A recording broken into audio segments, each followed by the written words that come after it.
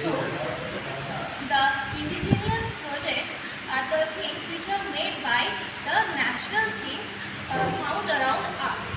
The problem is that due to the growing use of modern synthetic fibers, the use of these things are degrading day by day. So it has a major economical impact nowadays because this is the earning. This is the major earning source of many artisans who are living in the rural countryside.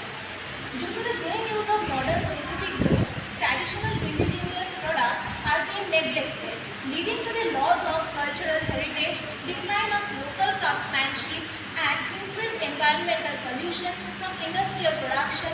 These shifts threaten both cultural identity and sustainable living practices.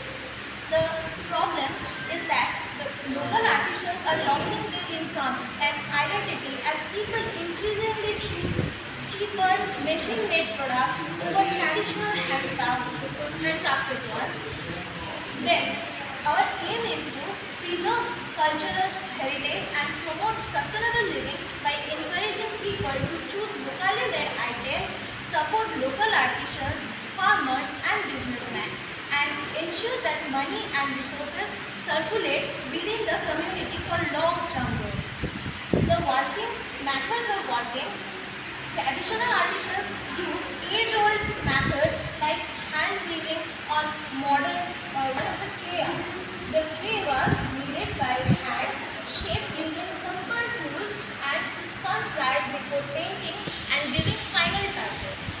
Second is the banana leaf plate and mold.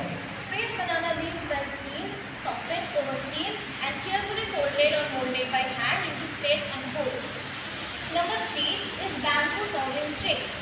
Bamboo stripes were cut, soaked to make them flexible, then woven and tied together manually to form a sturdy tray. The materials used are bamboo leaves, bamboo fiber and clay. Our conclusion and result is by creating clay art, banana leaf plates and bowls and a bamboo serving tray using traditional methods we successfully preserve cultural heritage while promoting sustainable practices.